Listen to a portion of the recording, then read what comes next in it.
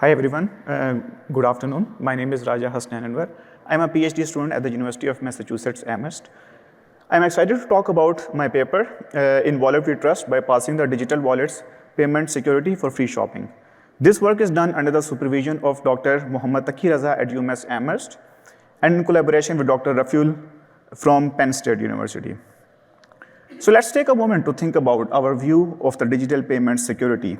Of course, we all have used debit and credit cards, but we are always worried about someone stealing the card or skimming the data from the card. This is where digital wallet make us feel confident in the security of our card data. But why do we consider them a secure alternative to physical cards? Well, of course, we need to unlock the digital wallets using Face ID or fingerprint to make a transaction with the merchant. And the encryption mechanism securely stores the card data on the device. But what if I told you that an attacker can steal your card and add it to their wallet and make transactions even after you lock or replace the stolen card? This is what we will discuss today. But let's understand how the digital payments work. First of all, we have a classical view involving a physical card. You tap the card on a POS to make a transaction. The POS reads the card data and forwards it with the transaction to the bank. Previous research in the digital payment ecosystem only study the communication between the card and the terminal. This usually is controlled by EVM protocol that controls the communication between the card and the terminal. All the processing beyond the POS is treated as a black box. Similarly, in the case of digital wallets, you can add your card to a wallet where the wallet replaces your card with a virtual card number, which is called a token, and this token is then used to make payments with the merchants. The merchant only sees the token and not the card number when it processes your payments, and it forwards this transaction to the bank again for the settlement. In this way, the digital wallet securely stores your card information on the device and uses a virtual card number to make payments. This virtualization allows for one card to be added to multiple devices and shared by multiple users. We want to understand the critical steps involved in the background process of how these transactions actually happen. Let's look at some critical procedures. First, let's see the user authentication mechanism when you're adding the card to the wallet. Firstly, the procedure to register the card starts with the card holder adding the card to the wallet. The wallet forwards the card data to the bank through the payment network. The bank and the wallet perform user authentication. The bank instructs the payment network to generate a token and sends it to the wallet. Now, the question is, how does this user authentication verifies the cardholder's true identity? Well, to answer this, we first have to understand that there are multiple identities associated with the single cardholder in a digital payment ecosystem, where there is cardholder's personal identity, their bank account, and their identity of the device, and the identity of the wallet that stores the card. However, our study shows that they are not strongly bound together, as different entities in the ecosystem have a very different view of the cardholder and therefore have access to a very different identity of the cardholder.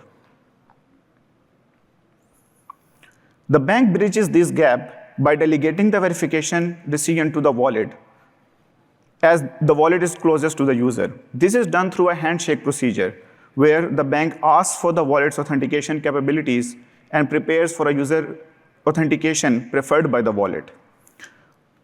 We've shown that the wallets use either a knowledge-based authentication involving a billing address, a zip code, date of birth, or the last 4 digits of a personal security identity, such as social security number. Or they could use a multi-factor authentication, which involves a one-time password sent via SMS, call, or email. However, as we all know, that the KBA is a weak method of authentication, as the KBA information is easily accessible over the dark web or even through social engineering. Regardless, the open choice between KBA and MFA presented to the cardholder user does not indicate a high security in place. For example, we see that when a card is added to PayPal, the user authentication is done only using the billing address. So you provide the billing address and you can add the card to PayPal.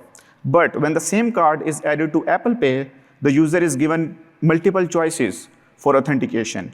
There are two options for MFA using email and SMS, while the third option is KBA. Here, the user is given a phone number to call and provide their ID information. For example, the bank would ask for their date of birth or last 4 digits of SSN. So here, even though the Apple Pay might think that this is an MFA, but it's essentially a KBA because that information is still PII for the cardholder. Therefore, a malicious user can choose whichever method is practical for them. If they can break the MFA, they will use the MFA, and if they can break the KBA, they will do that. But once the attacker adds the card to the wallet, what option does the cardholder have? They can either report the card or lock the card and get another one. In this case, we see that the banks only block the physical card, but will not block transactions from a digital wallet. As you see that some of the banks actually allow transactions on the digital wallet. Therefore, a malicious wallet still has access to the card even after the cardholder has locked the card, and they can still make the payment using digital wallet. Also, it's interesting to note how the different banks have different policies in place against the digital wallets, and this opens up this discussion about the role of digital wallets versus the role of physical cards in making transactions. We can conclude that the banks have established an unconditional trust with the digital wallets where they trust the digital wallet to be ultimately secure and they don't need any backup security for that. Let's take a look at what other option a user has if their card is stolen. Well, they can get another one using card replacement. Let's recap how a user is authenticated when adding the card to a wallet.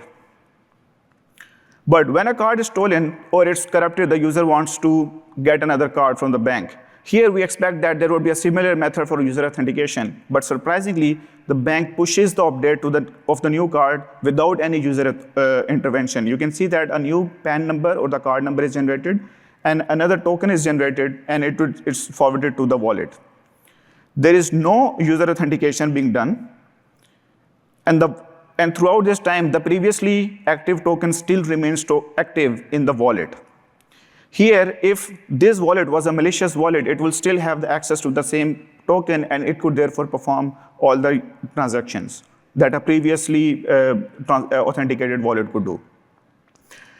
The attacker will enjoy access to the new card as well because it will get the same card update. This is done to enhance the user experience because the EVM specification states that this requires no interaction from the user, and it's supposed to enhance the user experience. But we see that we cannot compromise security for a better user experience. And therefore, a malicious wallet could get an unlimited access without any interruptions. Let's take a look at how the cardholder verification is done when making the transaction using these wallets. Well, whenever you tap the card on a POS terminal, you are asked to do a cardholder verification. There are different methods to do that. There is PIN, signature, adding the zip code, or a consumer device CVM. The first 4 methods are associated only with physical cards. You might have experienced this yourself. But the 5th method is associated only with digital wallets, which is the consumer device CVM. What this means is that you can unlock the wallet app using your fingerprint or face recognition to make transactions. So whenever you unlock your digital wallet app, the bank thinks, okay, this is the legitimate user, and this user is authorized to make payments. But we know that the cardholder identity and the device identity and the wallet identity are not the same because one person's card could be added to another person's device. So any transaction performed using the wallet is automatically approved without any authentication. This is very alarming. Well, for more technical details, you are invited to go through my paper, and there are additional attacks using that involve the online payments, and we can have a discussion about this if you want. Our study, because it involves different users and financial assets in the banks, so we conduct our study using very strong ethical considerations. First of all the testing that we do is on our own devices using our own credit cards, so we do not put any financial liability on the banks or the wallets or any other merchant or a user. We do not attempt to use these against other users. And all the findings have been responsibly disclosed to all the banks and wallets and to our best information, they have patched these problems. Okay, to conclude, the banks have unconditional trust on the digital wallet security. This leads to missing binding of cardholder identities that leads to weaker authentication. And card replacement in the wallet does not require a user authentication. And in-device cardholder verification does not verify the cardholder, but it actually verifies the owner of the device, not the owner of the card. This is it for my talk. Thank you so much for listening, and I'm actually looking for internship opportunities. If you have any, please feel free to reach out. Thank you.